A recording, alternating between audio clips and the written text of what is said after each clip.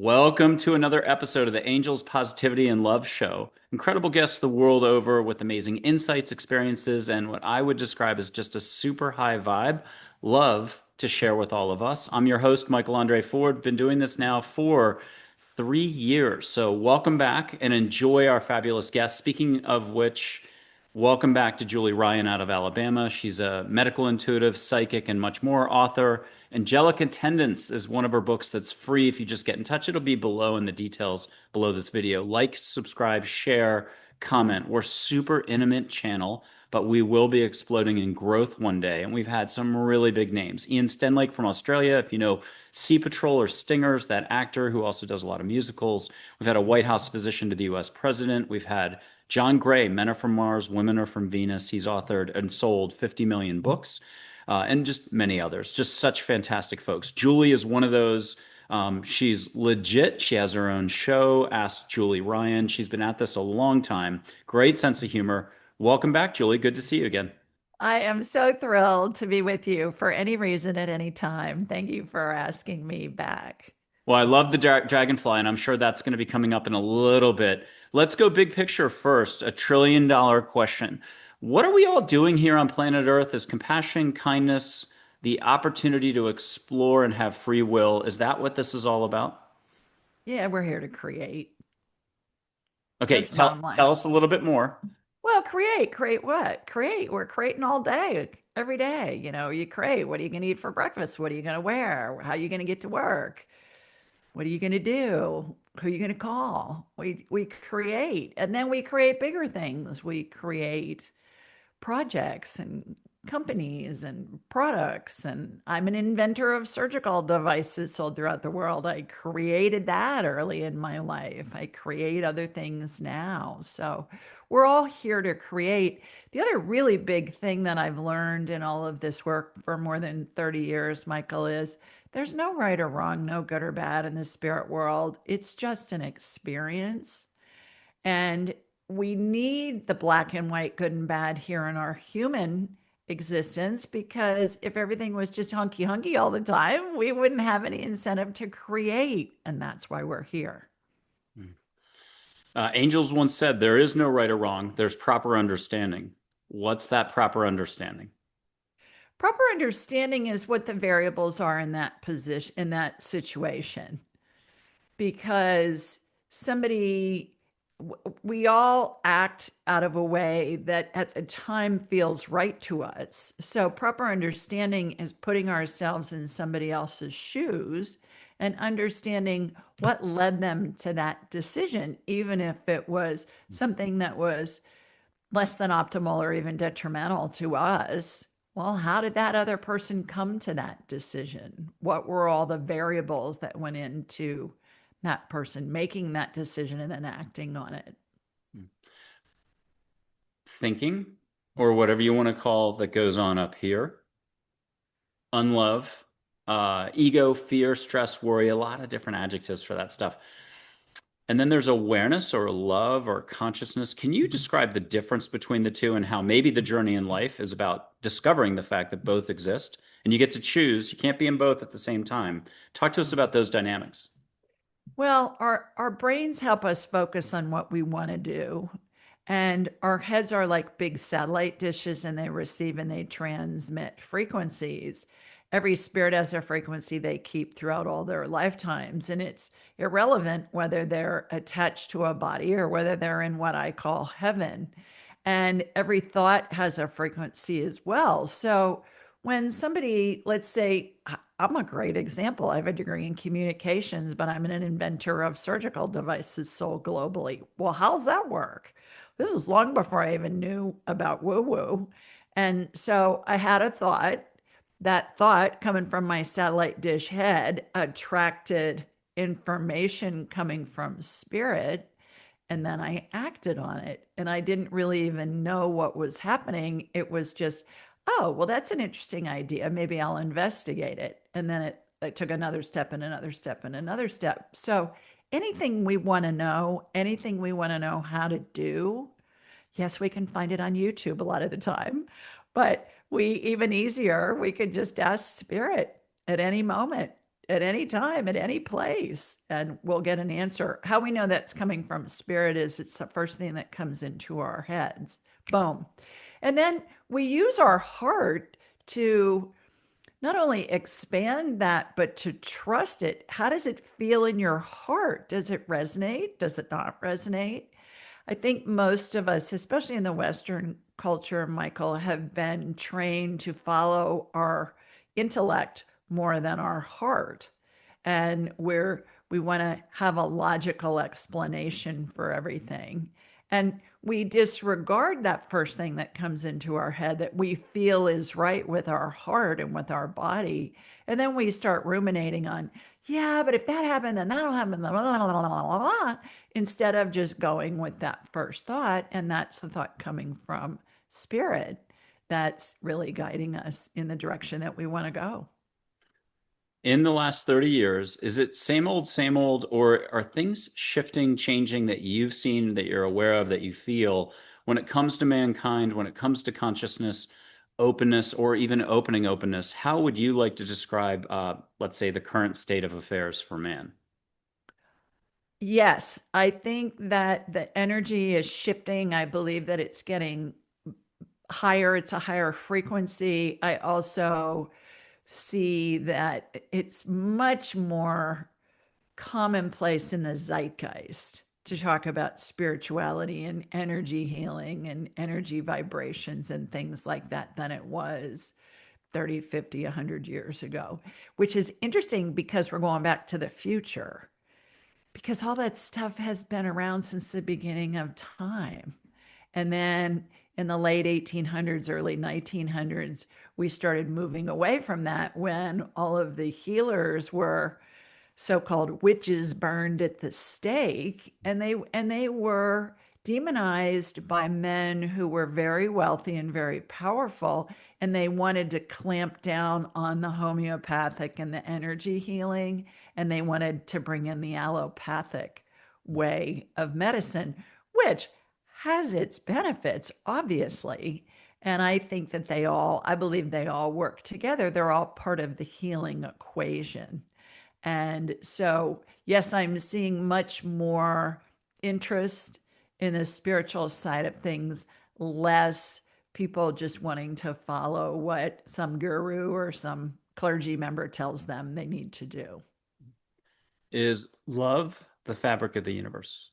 Yes, always How, has been, always will be. how do you know? How do I know that love? How do I know that love is all there is? That song's coming in my head. How do I know? Intuitively, I know. Inherently, I know. I came in knowing that. I think we all do.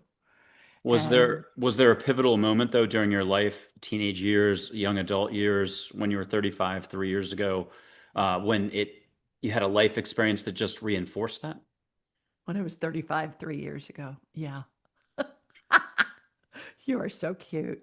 When I was 35, 30 years ago, was there something that reinforced that?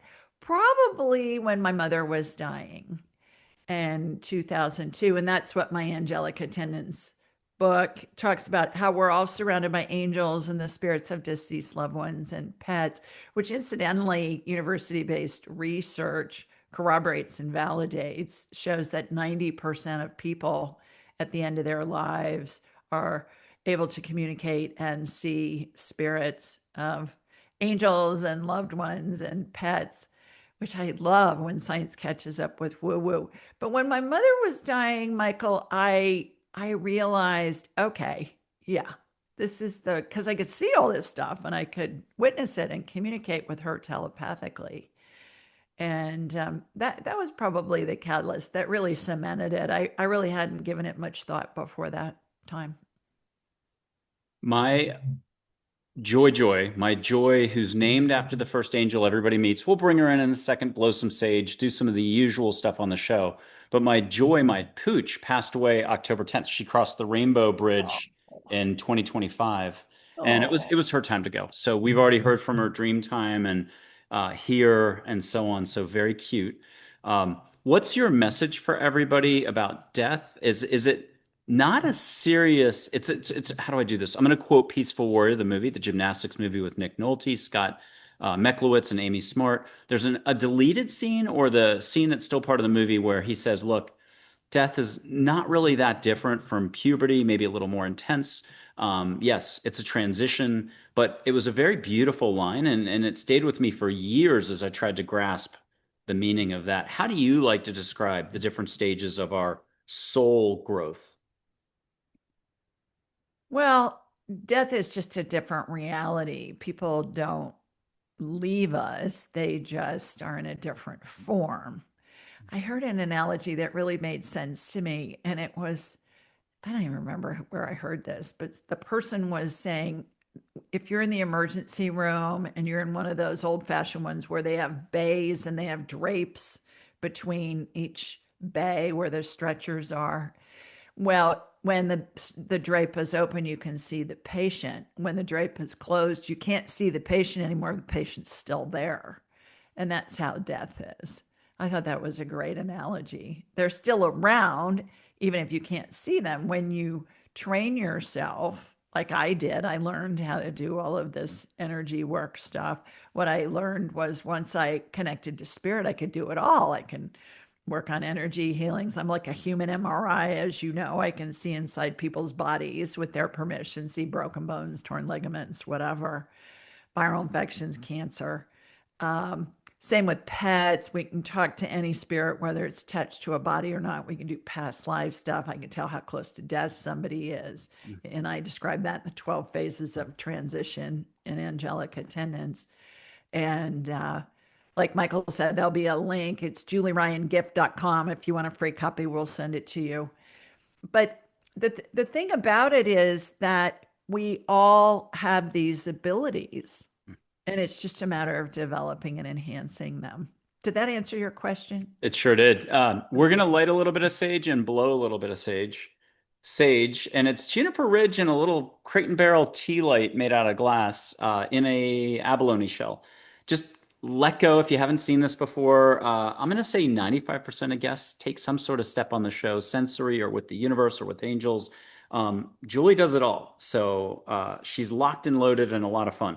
Okay, I'm lighting sage. You may already be catching it at your end, but at home. Give yourself a break. Let angels or the universe do all the heavy lifting. You might catch smoke. You might catch tobacco, even though it's sage. And I've got a red-tailed hawk feather to just push it through. Julie, are you already getting it? Is it stinging your eyes again? We did this It before the show. is. I'll snub it out. Ask for No, no, flowers, no, no, though. no. It's fine. It's fine.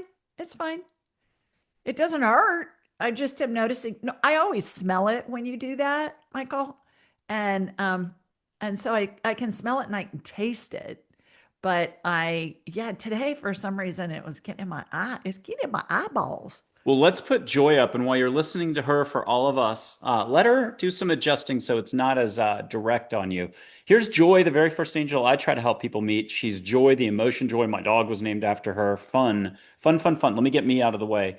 What are you hearing from Joy? Get something private and get a hug, but then get something for public consumption for all of us.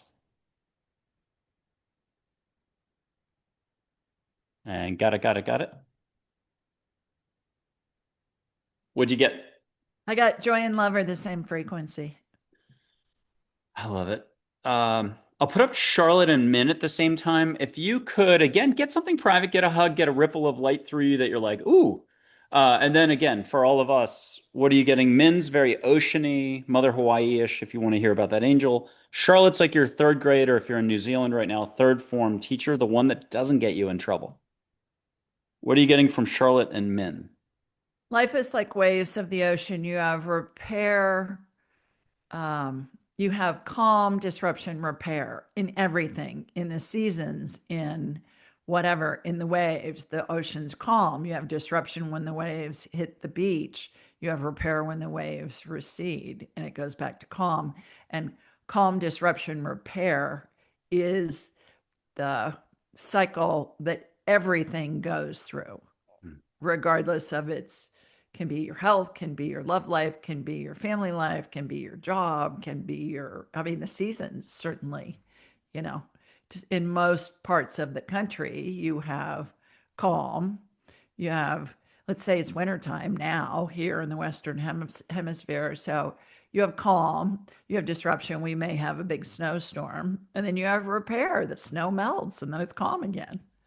It's calm when the snow's on the ground, but you have disruption and repair and calm. And those are the same as waves of the ocean. I talk about that a lot too in grief.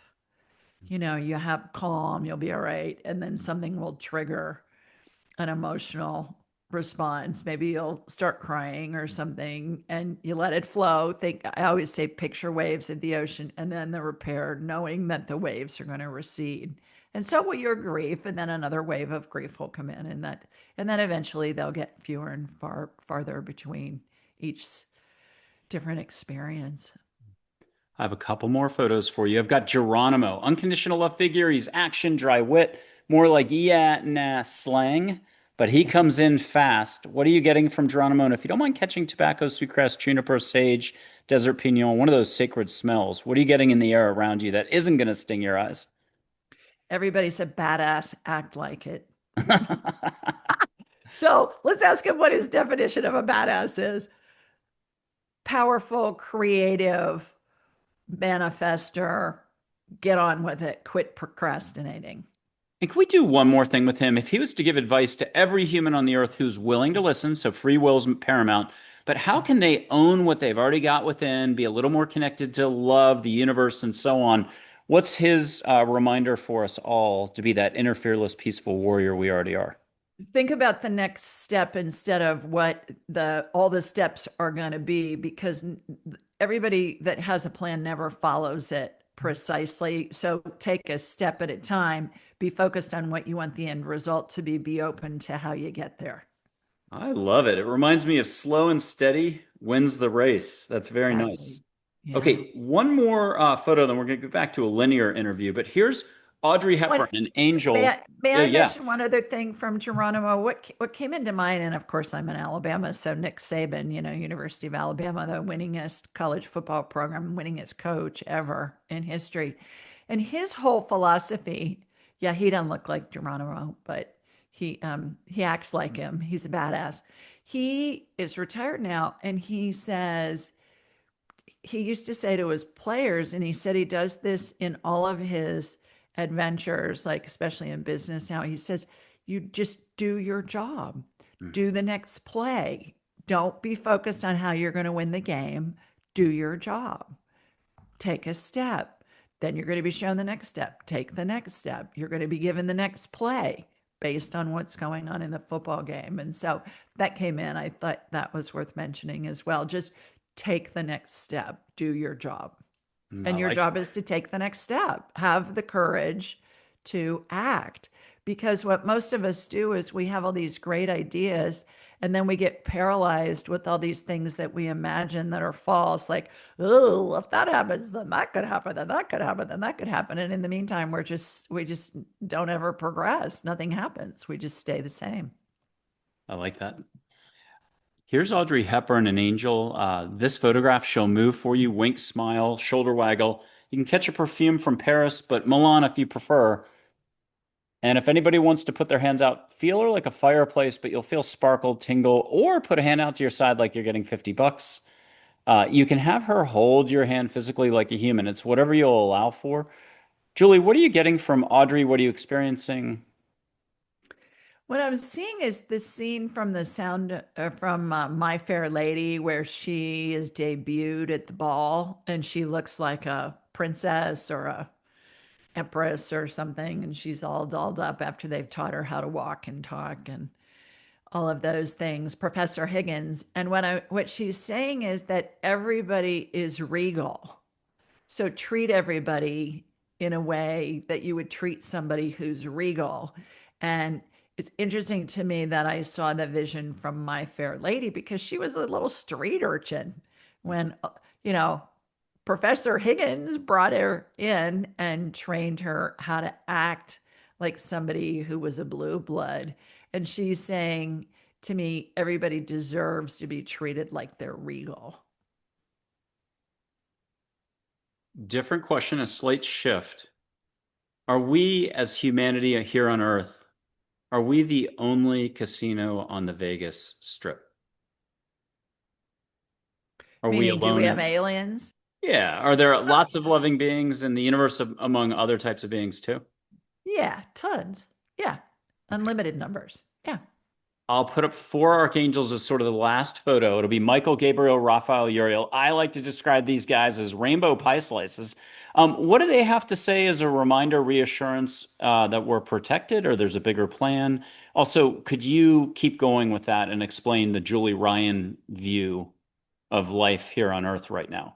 These are just small questions we're asking you. Yeah, no kidding. Speaking of aliens, those all look like flying saucers to me. Those pictures.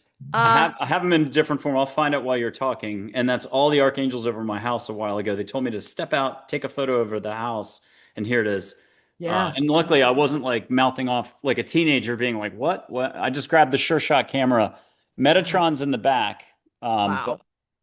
Yeah. Yeah. Interesting.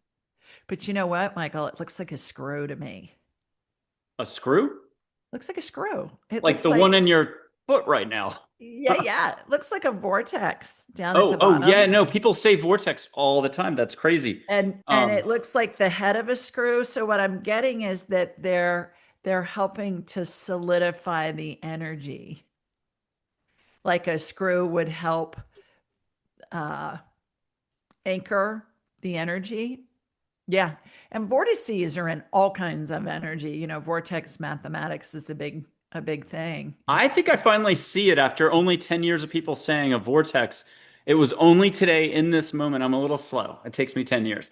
It's the twisting of the column of see, I never figured that out till just now. Everyone said vortex for years and felt it too. Yeah.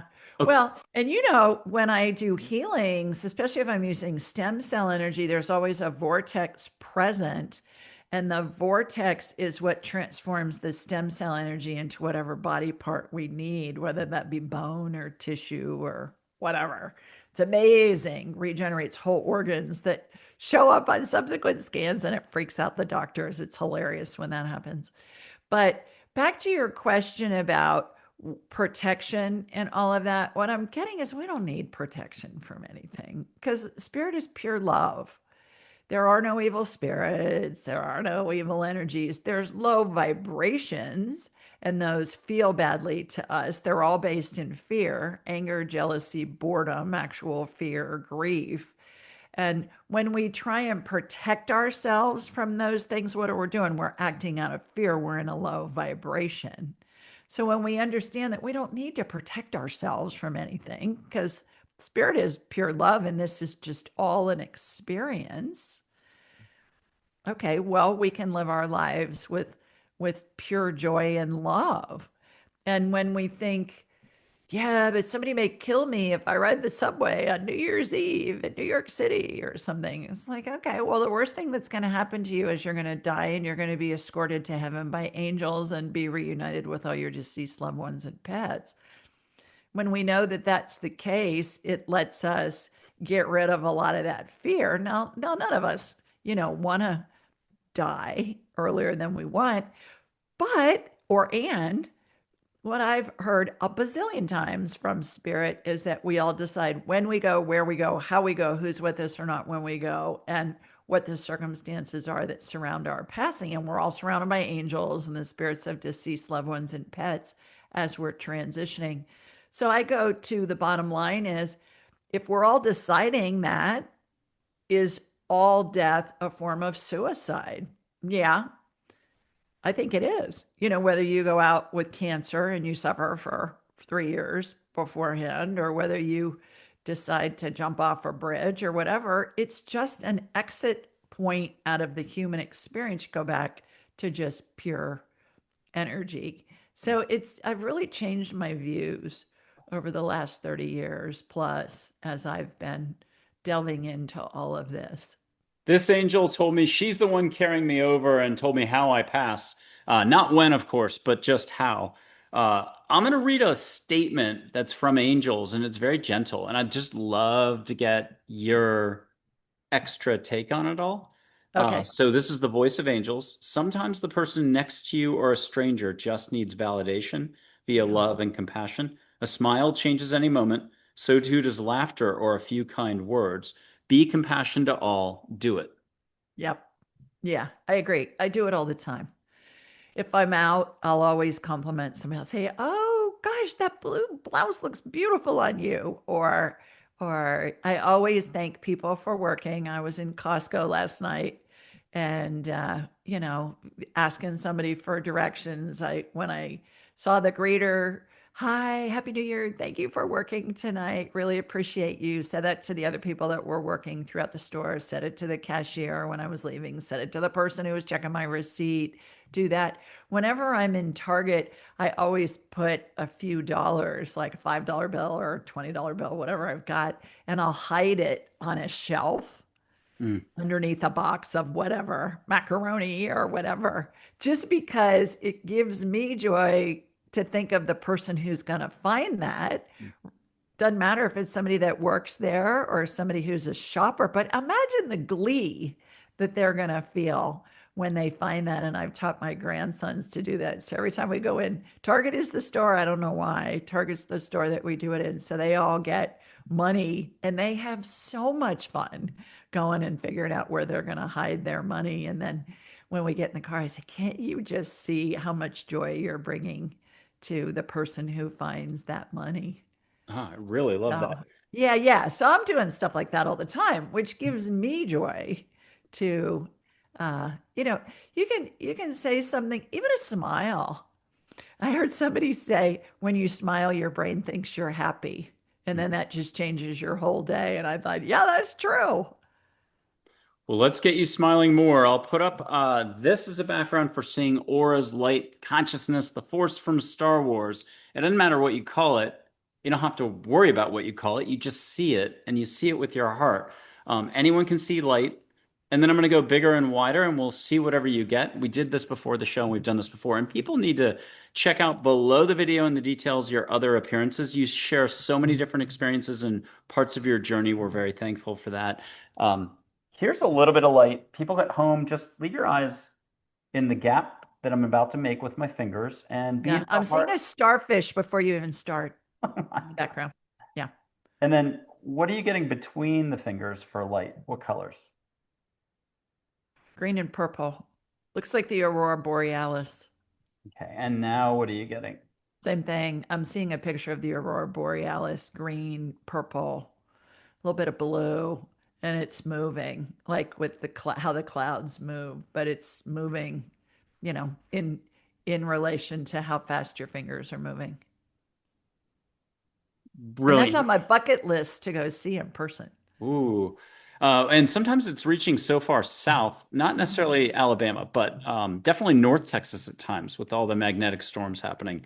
So that's Yeah. interesting. I haven't seen it yet. Or those pixie, the red light that comes straight down and the light that comes from the heavens that's like red lines coming down. That's just a interaction with the atmosphere and a I lot think of we should go energy. to Greenland sometime. Or Yes, isn't that or isn't that where isn't it Greenland has really good, or what's the other one? Iceland. Iceland, yeah, Finland, Yeah. Sweden. Northern Um, Canada, I think, has a lot of it as well, like super far north. or go to Greece and just wait for it to reach Greece. You're on a grease kick today. I am. Okay, I'm going to put up some selenite, crystal light energy here, and you might get a voice, you might get singing, you might get a sound bath, crystal bowls. We did this before the show. Other guests have done this in the last couple of months of taping. What are you getting that you can share? I'm getting a pink zigzag energy that's going from the upper side, how you have it raised, down to the lower side, and then out from there to everybody watching and listening, including me.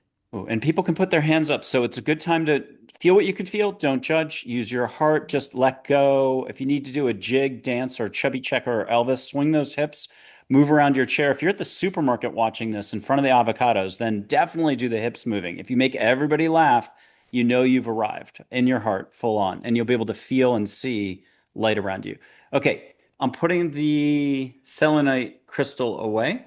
And I think I have a final thing. I'm going to blow and whoosh, and we're going to have you close out the show in just a second. But I'm going to blow and whoosh light energy. But can we pick Joy and Charlotte to be our ambassadors here? Bring in any other angels or loving beings of light. Um, Let them sort of be our shepherds here or our guides for this. And I'm going to blow at least once, and my microphone's down here. I'm going to whoosh you energy, but if you could get a message from angels, it's already going to be coming in for you, unfortunately, but here comes that whoosh.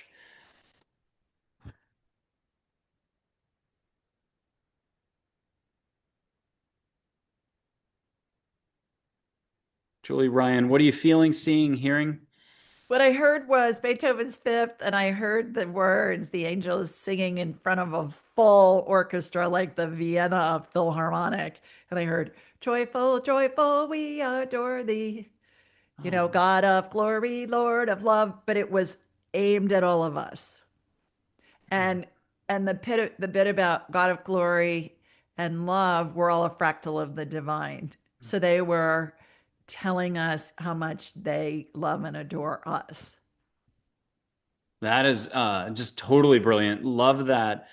Could you close it out with how much we're not alone, how much we're looked after, how it's trust more, think less. And there's a lot of details out there. If someone was to turn on a TV or open up a newspaper or just chat on a walk, there's a lot of details that might be more fear or facts that don't help you be calm in the heart. Can you address that in a big picture way, how we're all okay? Yeah. When we know that the whole purpose of news and social media and all of that is to, and you know this from your background on Wall Street and in the Public financial relations at a big public billion dollar law firm. Yeah. public relations and Madison Avenue and all of that, when you did that, it's all about the clicks. It's all about the number of eyeballs. And if they can keep us in fear, more people watch the news, more people are scrolling through social media doing things like that. And it's all about the number of clicks.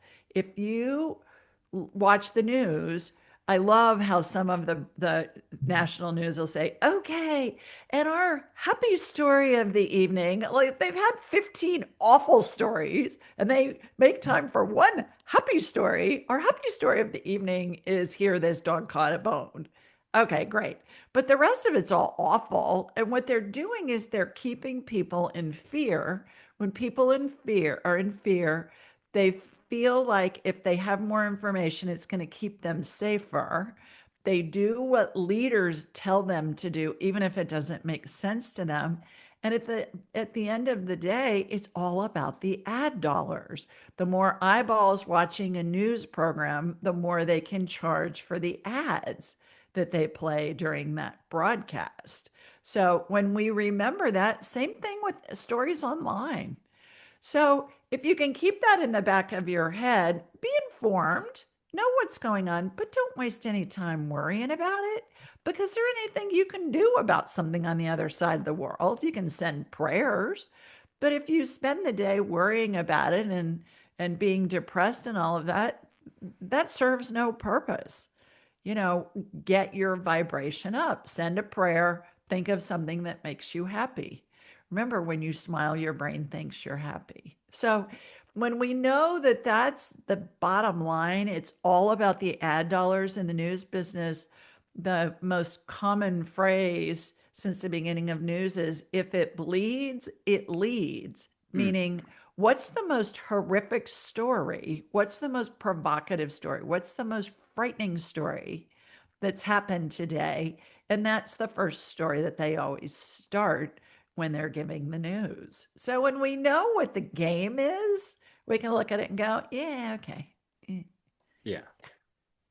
I have one more photo and 30 seconds and then we wrap it up. But I have my mom and dad. My mom passed in 1992 and my dad 1970. It was their time to go, both instances. Michael Andre Ford Sr. and Barb, but they come across when people see and listen to them in their 20s. They're reconciled.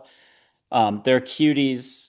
They are. And get a wonderful bit of support privately, get wonderful hugs. But there's Barb and Mike Sr. She's 5'4", he's 6'1", ex-Navy or passed in a Navy fighter crash. Oh, If you could get something from them for all of us, what's their reminder for everyone? it's all about joy and love. That's the whole theme of this conversation today, Michael. It's just all about joy and love. So if you focus on that, what makes you happy? Do stuff that makes you happy. Even if you're doing stuff that you don't want to do, like folding the laundry or doing the dishes, put on some music that you like. Dance around the laundry room, dance in the kitchen, act like a fool. Who cares? Just have fun. And when you do that, you raise your vibrational level, and spirit can communicate with you and give you guidance. Because spirit doesn't communicate on the I feel crappy channels. We can't receive it because it's not the right frequency. It's like you're tuned to 93.2 FM on the radio dial and spirit's communicating at 104.7. Well, that spirit communication is always going on, but you're not able to receive it. I call those low frequencies the I feel crappy channels. And you can't receive spirit communication there. And that's really the lifeblood of living a joyful life for all of us. Mm. Julie Ryan coming to us from Alabama. What amazing reminders to live, love, and share love always. Love having you on and great to see you again. You too. Thanks so much. Happy New Year, everybody.